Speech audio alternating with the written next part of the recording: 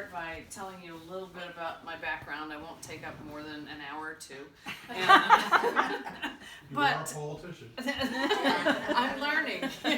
Exactly. But my mom and dad moved to Florissant from Michigan. I was born in Detroit when I was 4 years old. And my folks then proceeded to become divorced parents when I was 7. And my mom then she worked 2 jobs to support us, and so I get that. But she did everything she could to make sure that I was raised with whatever I needed to go to school every day, and she taught me how to drive and let me borrow the car, and and always told me that I could do anything that I wanted to do in life, and I believed her, and she said it over and over again. But so I did. I went to college. We were very fortunate because I didn't have any college debt. I was able, because of my mom's financial circumstances, to get grants, and I went all the way through Mizzou on grants, and worked a couple of small jobs during school to afford my books and so forth. But the main thing that I did when I came home from the summers during college semesters was that I worked as a steel worker making Budweiser and Busch beer cans at a factory.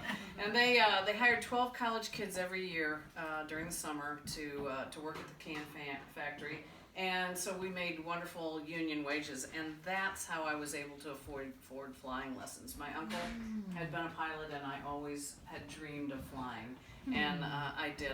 It took me a year and a half, but I got my private airplane license in 1978 out at the old Arrowhead Airport, which is no longer there in Creve Coeur or Maryland Heights. And it's something that was told to me when I was flying or taking flying lessons, that they can never take this license away from you. Whether you use it or not, you'll always have it. And so after college, I worked, I got a degree in behavioral science, teaching certificate. I think it was the last class at Mizzou that got a life teaching certificate, secondary education. But I really didn't want to teach. I didn't know what I wanted to do because I had started out as a pre-vet student. I wanted to be a veterinarian. But there were only 8 position openings in vet school, and you really had to have some backing to get into the College of Veterinary Medicine at that time. So I worked as a personnel assistant at a place for about a year and a half, and decided I could not sit behind a desk for the rest of my life. It wasn't for me. It wasn't in the cards. And I had seen an advertisement in the paper for St. Louis County police officer. So I thought, you know what? Something in the back of my mind has always led me to believe that I'd be a good police officer. Don't know why. Maybe if you take a look at the picture that scrolls through this screen, you'll see me in a little police car. I was 7 years old, and you can't see it, but on the side of that little police car it says Highway Patrol. So, I think that's where I got it.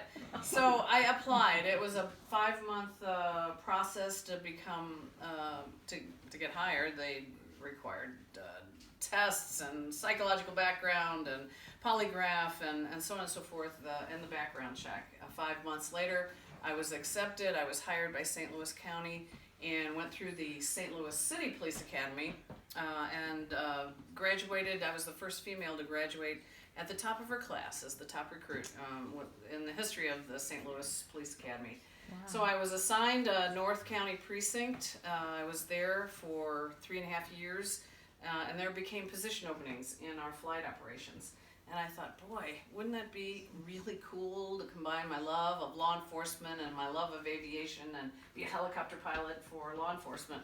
And I had a friend of mine on the department who had been one of the original helicopter pilots. He said, Patrice, oh God, don't even bother putting in for that. They're never going to take a woman in there. Mm-hmm. And I thought, okay, you obviously, don't know me and don't know what you're talking about.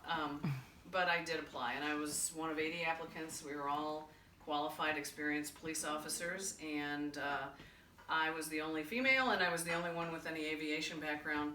And the powers that be, chose the most qualified candidate. Wow. And I became, in 1984, then was trained by an ex-Vietnam pilot in the helicopter on the job.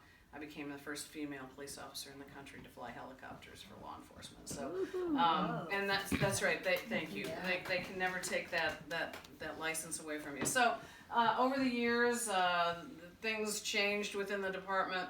The flight operations was combined with tactical operations, and I also became a SWAT team member then. And they thought at the time, oh my God, we've got this female police officer pilot, now we gotta make her a SWAT team.